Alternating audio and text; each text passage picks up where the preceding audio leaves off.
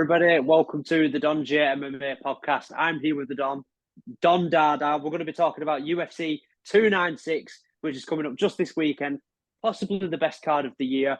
Touching up on some of the key fights. Starting off with, we have Emmett versus Bryce Mitchell. I completely almost forgot about the fight then. Don Dada, what's your prediction for that fight? I mean, this is a hard one because Bryce Mitchell is taking this fight on short notice, and in my opinion, stylistically, Josh Emmett is a terrible matchup for Bryce Mitchell. The guy is small, stocky, can wrestle, and hits extremely hard. Bryce Mitchell, in my opinion, isn't particularly great on the feet, but he does have a good ground game. I don't know. I mean, if I had, we have to make a prediction. I'm going to say Bryce Mitchell. I just feel like he's a lot younger, and I think he is really underrated in terms of his grappling. And plus, he's got God on his side. So yeah, I'm going to go for Bryce Mitchell. If this pick feels rushed for me and Ben, it's because we've already recorded this and it crashed. So that's why. Yeah, so I'm also going to go Bryce Mitchell. But when we go rushing through this, in the other part, in the video that, sadly passed away, we actually went in depth saying that this is such a risky fight. Both men would be in such hot waters if they lose this fight. It's a very risky fight for Bryce Mitchell to take, but he has God on his side. He does believe. He's got the Bible. He's going to be bringing that in, I'm sure. I think he's a very good enough wrestler and grappler to beat Josh Emmett, but Emmett's a good wrestler. Hits very hard. He has that bomb of a right overhand. I could see it hurting Bryce Mitchell, but I agree with the Don. I'm going to go Bryce Mitchell by decision win, but a very, very risky fight. Yeah. Up next, people, we have Ian Machado. Ian, say anything bad about him, man. Ian Gary versus Vicente Luque. Now, can Ian Gary survive the 296 press conference before he gets to the fight? And if he does, how does this fight play out? I mean, a lot of it is gonna be dependent on how Ian Gary is mentally. I mean, we're seeing a lot of stuff saying how he doesn't feel safe, him and his family, and all this other shit that he's talking about. Ian Gary likes to do this thing where he's being interviewed, but it seems as if he's being interviewed by himself. Um, but yeah, he's doing that stuff. Mentally, probably I don't think he is in the right headspace really at the minute, and I feel like it's probably going to get worse at the press conference if he shows up. But stylistically, this matchup really favors Ian Gary, and everyone in the MMA community agrees the guy's a minus 360 favorite for this fight. Vicente Luque is just chinny now, in my opinion. He's not the same guy he was. He doesn't have the same durability. And in terms of how both guys fight on the feet, Ian Gary is a lot more technical. I don't think Ian Gary possesses a lot of power, but I just feel like Ian Gary will be able to. He does a good job of his shot selections. We can pick the right shots, and I feel like he will do that against Vicente Luque and more than likely finish him in the late stages of the second round. Although Vicente Luque, depending on what game plan he comes out, say he comes out grappling heavy. I feel like if it hits the mat, you have to favor Vicente Luque. He is dangerous with his submissions. Just don't see it happening. And I see Ian Gary just outclassing him on the feet. Yeah, I mean, Ian Gary's reach for me is going to be a huge problem. We've spoke about on the previous episode that again sadly passed away just 10 minutes ago. Ian Gary is very, very talented. Love him or hate him, the man is very good. Take away from his personal life, which we don't care about, by the way. A lot of people get very angry about it. Lads, I don't know how some of you have time to get that angry over somebody else's life. That is besides that. Ian Gary is a very talented striker. He's so long and quick. In my opinion, he's going to piece up Vicente Luque. Luque has good leg kicks. He has very dangerous grappling. I don't see it going to the ground. I think Ian Gary will batter Vicente for a good majority of the first round and finish him near the end of it. Again, Vicente was very reliant on his chin, never really ever moved his head throughout his whole career, and now his chin is going. It wouldn't surprise me if Ian Gary puts him out in like one shot. It just depends on how bad Vicente's chin is getting. But like you said, Ian Gary isn't a one-punch knockout artist or anything like that. If this was prime Vicente, it'd be a very good fight, in my opinion, but it's just not. And Ian Gary should get the win here. But that again, it's the UFC 296 press conference we're probably more excited for than his Yeah, actual fight, which is very yeah. strange. And he is the villain. Vicente Luque is the good guy here. Ian Gary is the villain. He needs to go out there. He needs to talk trash to Paddy, Leon, Paul Covington at the press conference and get it done in the first round against Vicente Luque. I don't know what he says at this press conference though. Like, I don't know what Ian Gary can actually say that helps his case. Like, he may as well just sit in silence. I honestly Yeah. don't know what this guy can say that people are gonna go, all right, yeah, that's a good one. Ian Gary got him there. I I just think he's going cannot. to do a Conor McGregor trying to say, like, shut your effing mouth, stuff like Yeah, that. I It hope wouldn't not. surprise me if he says a few Conor lines. Not that I don't know if he tries to copy off Conor. They're both from Ireland, so you tell Mm. me. I But mean, I don't think he tries to copy him. Like, I mean, a lot of people do say he tries to copy him. They sound the same because they're from the same place. So, yeah, I mean, yeah, I've that's always said that. why. Do you know what I mean? So, but yeah, no, I feel like Ian Gary's going to get cooked at the press conference, and then he's going to smash Vicente Luque to pieces on Yeah, this Saturday is going to night be in an the octagon. angry Ian Gary. It's going to be an angry Ian Gary. Up next, we have, I believe it's Tony versus Yeah, Paddy. and Paddy. Yeah, Oh, I mean, David Goggins, it's come out today. He's going to be in Tony Ferguson's corner. This is breaking news. let's Listen, go. I'm a massive, massive fan of David Goggins. I'm a massive, massive fan of Tony Ferguson. A fairy tale ending here would be Tony wins. He has David Goggins in his corner. He knocks out Paddy Pimblett, and then he retires. What will happen is David Goggins isn't an MMA coach. Tony Ferguson will go in there, not really throw much offense because he's been a lot more gun shy as of late. Paddy Pimblett will get hit, but he will overwhelm Tony, being the younger, more hungrier fighter. And I believe he will beat Tony. I don't know if he stops him, but I think he will win this fight. And then Tony will fight again and again and again and again and again. And before you know it, he's 44 in one championship, getting slept on every event. So this is only going to get worse, in my opinion. I hate to be negative, and I'm saying this in hopes that Tony wins, but I don't see it happening. Yeah, I mean, I didn't realize David Goggins was going to be in his corner, to be honest. I thought he was just training with him. Now, I have seen a lot of people complain about him training with David Goggins, and I have got my own take on this. I feel like it's more of a mentality thing. Like, yes, Tony Ferguson, his mindset's ridiculous. He is fucking nuts, the guy. But the amount of losses and damage that this guy's taken recently, like your head's gonna be in the gutter. I think mentally, Tony Ferguson needed David Goggins to help him. You know, like he went through that hell week, the only guy to apparently have ever have done it. I mean, it's not gonna help him in MMA, but I feel like it's maybe like a mentality thing where Tony's like, I still have more to give. I've done this. I still have more to give. And it maybe gives him that confidence that he needs going in here. Although David Goggins can shout all the who's going to carry the boats and they don't know me, son, but that will not help Tony Ferguson in that cage. What I see happening is Paddy Pimblett is a much younger. He is massive for lightweight. Love him or hate him. I'm slowly starting to like Paddy Pimblett more, especially after his more recent clips where he's coming out about the Jared Gordon loss. And I didn't realize he actually had such a severe injury in that matchup, besides the point. But I feel like Paddy Pimblett is going to walk out here and they're going to end up clinching against the cage very early on. And Paddy Pimblett is going to pick him up, put him on his back, and he's going to strangle Tony unconscious.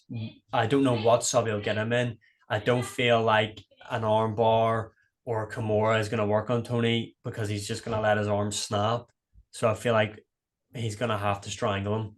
And that's what I think happens. Paddy Pimblett strangles Tony Ferguson in a round, and I Tony mean, is done. Tony's got Tony's got good jiu-jitsu. I mean, especially in positions like full guard. But I mean, he's just first of all, was his jiu-jitsu always, I guess, good? I mean, he used to get mounted by Kevin Lee and stuff like that. This was always my talking points. I mean, we're going off track, but this is what I always thought about the Khabib fight, where I just never thought Tony's grappling was good enough. But listen, in this fight, in my Overrated. opinion, yeah, in this fight, in my opinion, I think Paddy will. I don't know if it goes to the ground, man. Paddy's not got the best takedowns, but I think it might go to the ground. If it does, Paddy might just get the better of him. Again, he's just younger and sharper. Even if Tony's grappling was better at one point in his career, um, Paddy's got power too. So let's just see how withered Tony's chin is. But what I will say about this fight is, and I think Paddy knows this, is if this fight is 10% competitive, he loses. He Yeah, cannot do anything I but agree. destroy Tony Ferguson here. He has to do it early. He cannot take that many shots. He has to destroy him. Now, Paddy looks a lot more disciplined with his weight gaining and losing at the moment. So maybe he's more focused on improving, and maybe we see a new Paddy Pimblett on this weekend. But going off what we know, going off what I know, I'm going to pick Paddy Pimblett to win by a fairly one-sided decision win or third round TKO. I feel like in this, we're going to see Tony Ferguson crack Paddy Pimblett. He has his chin in the air an awful lot. And say what you want about Tony, yes, he doesn't look great anymore, but he does carry his power still with him Yeah, into the later stages of his career here. But yeah, I feel like Paddy Pimblett will take him down and sub him. And especially, who would have ever have thought Tony Ferguson would have got subbed by Bobby Green? Let that sink in. This guy was subbed by yeah, Bobby Green. Paddy Pimblett is going to take him down and he's going to strangle him. He's going to choke him unconscious because I feel like an armbar, Kimura, anything like that, Tony's just going to let his arm snap. And Paddy seems to have a lot of respect for Tony Ferguson, like a lot of the MMA community do. I feel like he's going to take him down and just strangle him in the first round, and Tony's done at that point. yeah. I have to. I can agree with you. We both definitely think Paddy Pimblett is going to win this fight. Moving on up the card, I believe is this the core main event we've arrived at now? No, we've got Shavkat Who is it? Rakhmonov, Stephen Thompson. Oh, this is what I'm saying. I completely forgot about this fight.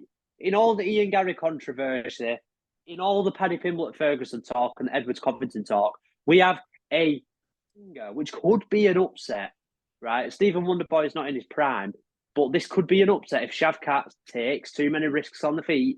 Stephen Wonderboy Thompson's still, even after his prime, much better than him on the feet, which is insane to think. Yeah. But in my opinion, this will go like any fight that Stephen Wonderboy Thompson has at the elite level now.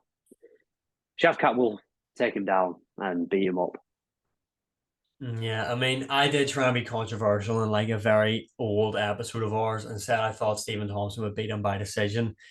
The closer we get to that fight, that is probably one of the worst takes of all time. That's not going to happen. Now, depending on how this fight goes, it all relies on Shavkat, in my opinion. If he chooses to stay on the feet with Stephen Thompson, it depends in what range. If it's long the medium range, yes, Shavkat has the reach advantage, but I just feel like Stephen Thompson with his kicks will just poke at Shavkat all night if he's in that medium to long range.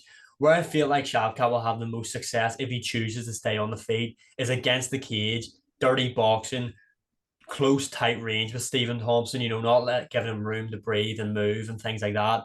But I think you're right. I feel like we're going to see in the first round Shavkat Rakhmonov come out throwing the double jab. I feel like he will get caught. I don't feel like the guy's striking defense is really something to rave home about. I feel like he is going to get Yeah, tagged up by Stephen Thompson, but he's not known for power. I feel like Shavkat is just going to back him up with a double jab, get him against the cage, take him down. And I feel like he's going to smash Stephen Thompson to bits with elbows, ground and pound, and then arm triangle choke him near the end of the first round. I feel like this is going to be a one-sided beatdown.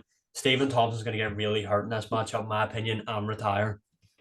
I mean, when we look at Stephen Wonderboy Thompson's fights, I mean, it's the same narrative for every fight. On the feet, yeah, he'll win for sure. He's too good. He is too good on the feet.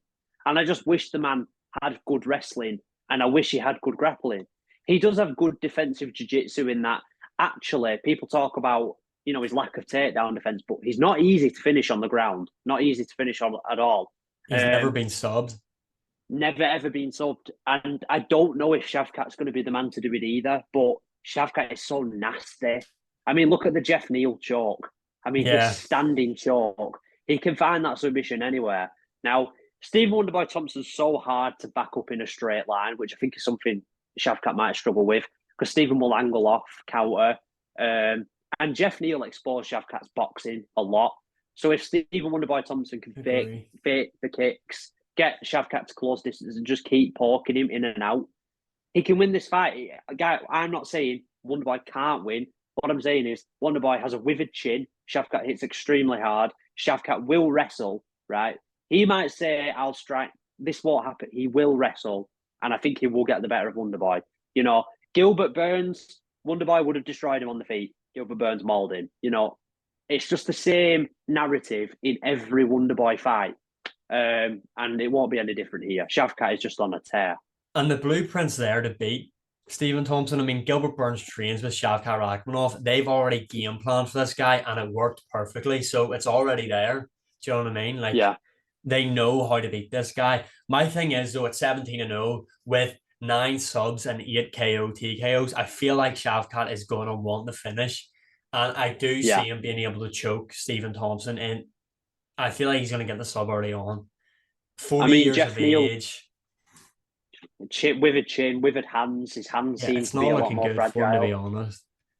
Yeah, I think if he doesn't retire after this fight, I always say I would love to see a Conor McGregor fight for Wonderboy, just to give him a good paycheck. That would be interesting, because it will be a fun striking matchup, and I think Wonderboy win. I think Wonderboy win that fight.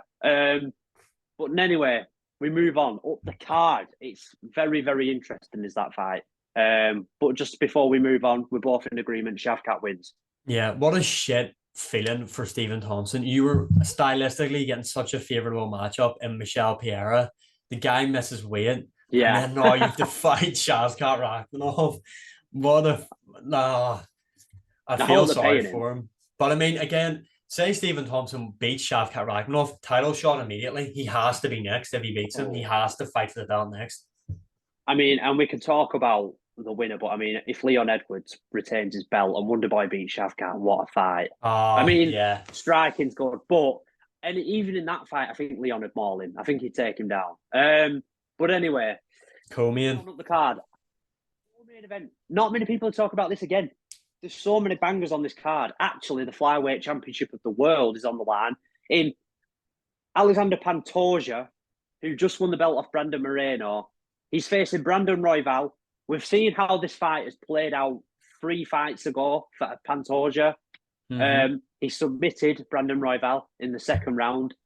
And to be honest with you, the question only is Pantoja now going to be a flyweight that can keep hold of that belt? Or will it again be changed? In my opinion, I think he'll beat Brandon Royval again.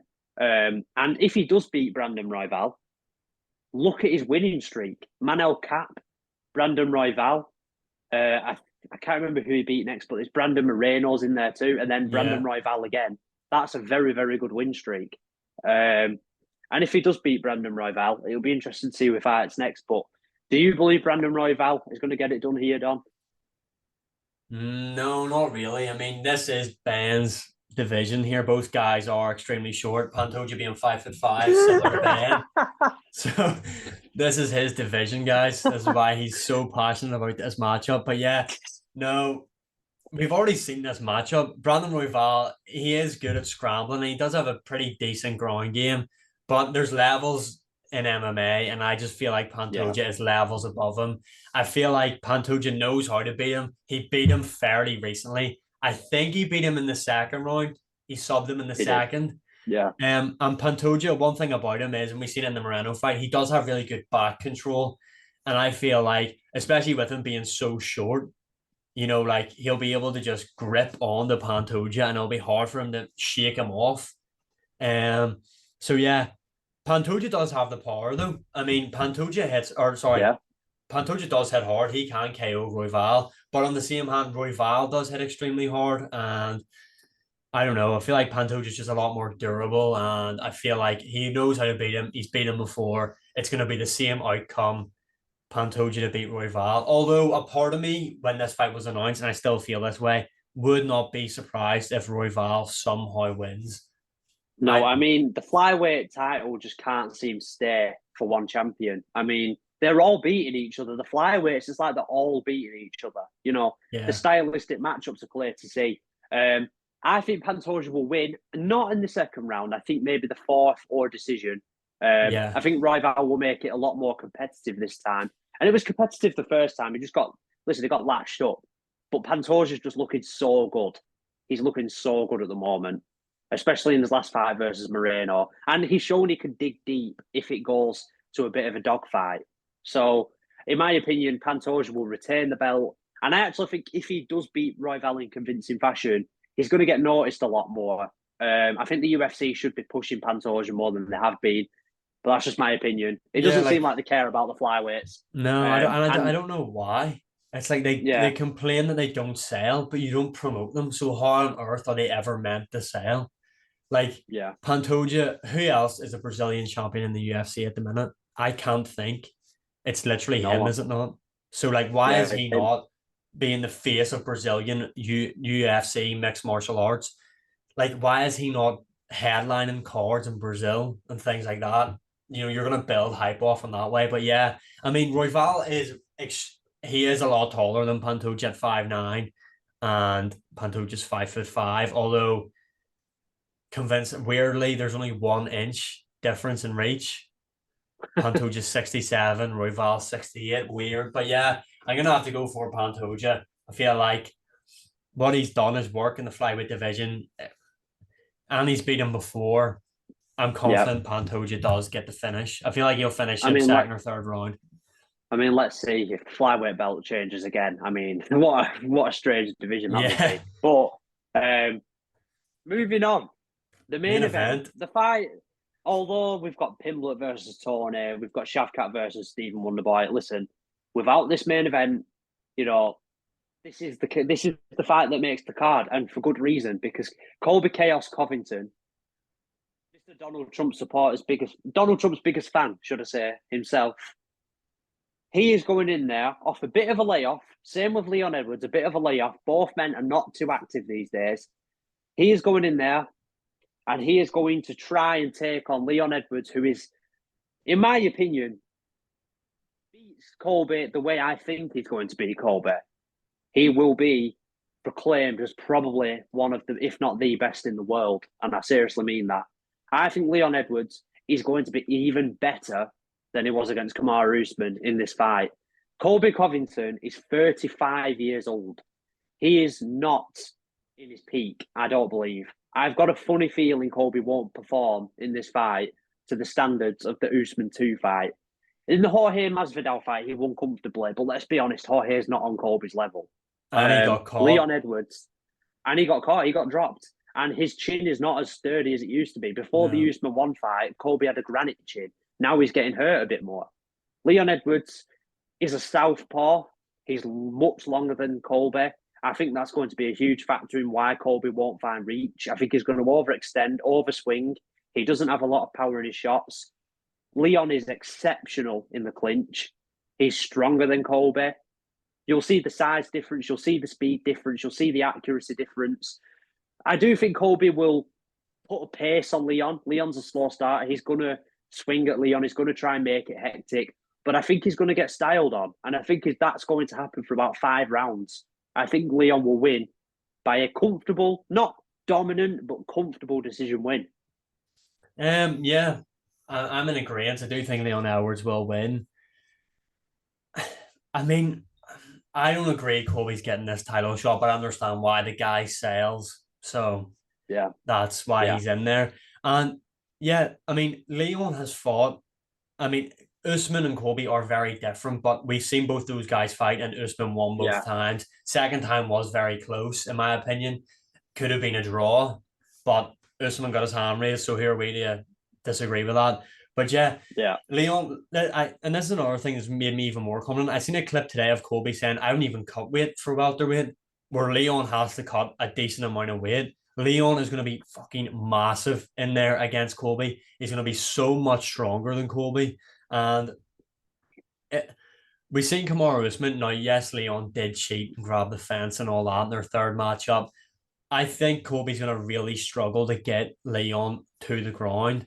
And I feel like when Kobe is coming in, Leon's knees up the middle, when they do clinch against the cage, the breakaway elbows from Leon Edwards, the constant kick to the legs and body, and then the switch up to the head, he's going to pick Colby Covington apart here. I feel like Colby Covington is going to get exposed in a way. I feel like people are going to really see for what he really is. I mean, he's not a great striker. The only reason Colby has much success on the feet realistically is because of his volume. You don't look at him and go, fuck, he's technically brilliant. Leon, I think, is going to be able to, yeah, like I said, land the knees to the body, up the middle, even to the head if Colby is shooting out with not really any setup involved.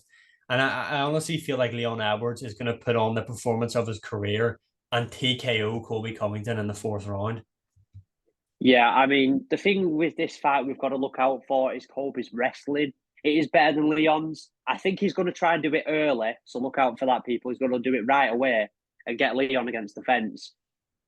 But the only thing I could see this being like is like a Piotr Jan Marab, where you're like, Piotr Jan's better everywhere, but he just gets drowned out because he doesn't start quick enough, and it just gets worse and worse each round. I could see that happening. But the thing with Colby is I always say Colby's a lightweight. I really believe Colby should be a I lightweight, agree. not I a agree. welterweight. He's not big.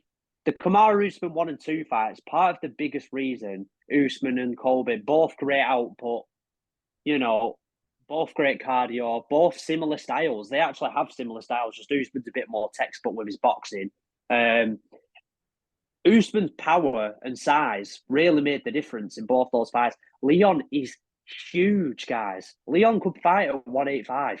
Leon could fight there. He could fight Sean Strickland and look big. You know, Colby Covington was on about moving up. Colby Covington said he wants to move up and fight Sean Strickland if he wins tonight on the weekend, which is insane to me. But that's a topic for a different discussion. But the difference in size, Colby, if Colby fought Dricus du Plessis, Dricus would absolutely manhandle him. Yeah. And if Leon fought Dricus du Plessis, Leon would be big enough in there, in my opinion. He would fill out. You know, Dricus would beat him, but he'd fill out. I just think the size, the range, Leon being southpaw. Look out for the leg kicks. Colby's a southpaw. Leon's a southpaw. Look out for the leg kicks. The calf kicks are going to be there all night. The calf kicks are going to be there. Colby does not find range well. He wings left overhands. I've made tons of videos on this. Everything to me, apart from if Leon gets overwhelmed early on, points to a Leon Edwards win. Yeah, I feel like the only thing that concerns me, and we kind of seen it, we've seen Leon go 5 rounds with Usman in their third matchup, and he didn't really look affected in terms of cardio wise. The only thing is, we did see in that second matchup against Usman, you know, Leon did start to fade. He basically just held a high guard against the cage, and he cannot do that against Colby. I don't think Colby will finish him, but the output that Colby will put on him will be so draining, and he's going to definitely try and make Leon exchange. He's going to try force Leon into exchanges. That's the only way he wins, though. But we've seen this fight play out multiple times where we think, you know, the technical striker, the guy who's well-rounded will win, but then he just gets overwhelmed because he doesn't start quick enough. We've seen this play out multiple times. I'm just hoping. I like both men. Huge fan. I would not mind if Colby won. I wouldn't mind if Leon won.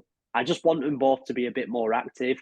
Let's say if Colby Covington loses, though, this weekend, lightweight 100%. A Dustin Poirier fight 100%. There's nothing else for it. Yeah, there's nothing. I mean, unless he retires, which I don't see why he would retire. I mean, he's still a big enough name, especially if he moves division. I mean, if he stays at welterweight, it's a bit like, I don't know what he does, because he's at least, I honestly don't even know if he could fight for the belt again. This is his third attempt. So, and I think because Colby would have to move, like, again, this is the differentials. Colby loses, he moves down, in my opinion. Or even if he wins, he could call out Islam and they could do a championship fight there. Islam versus Colby. Colby could fight Islam like TJ Dillashaw did against Henry, move down and try and win the lightweight strap. But if I was to send Colby to his most competitive division, it'd be 155 or 155 pounds. And if I was to send Leon to his most difficult division, it'd be 185. That's Yeah. 30 pounds in difference, people. And I think you're going to see that strength difference and that size difference in this fight. I really do. Maybe I'm wrong. I Maybe just we're think both Leon's wrong. too Maybe good. we're both frauds. Maybe we're Yeah, both frauds. We've got I do things wrong have before. that is normally a common theme. I pick someone and they get beat. So I mean, if you're a Colby fan, Speak for you should yourself. be happy that I've picked Leon. I just think Leon's too good for him, to be honest. Even if it does go to the ground, I feel like Leon will be able to work his way back up. Like I feel like we even seen it in the Usman 2 matchup in that first round where Leon ended up tripping up Usman and just controlling him for that round. You know what I mean? Leon isn't a scrub on the mat either. So I just feel like he's just too good for Colby Covington, and I feel like Colby's just going to get beat. I honestly feel like Colby's going to get finished. Yeah, I mean, it's possible. I could see Leon rocking him. I think it's going to be a decision win from Leon. But let us know your predictions for the fight card in the comments. I don't know how much time we've got left on here. I'm assuming I don't know how much time do we have left We've on got here. we've got about 8 minutes. All right, so I think we can talk about some potential Yeah. matchups. Well, Again, the losers of this card, we've agreed on nearly every fight, I do believe. yeah, we have. I don't think there's a fight we've disagreed on, to be honest. Yeah, there isn't. Um, We agree with the same stuff. Luke losing to Gary by knockout, we both think that that's definitely going to happen. I mean, if Ian Gary was to lose, I don't know if his fight career would ever recover. Yeah, I I don't know what really he don't. does. Yeah. Shavkat Rakhmonov should beat Stephen Wonderboy Thompson. Pantoja and Royval is probably, for me, the hardest fight to predict.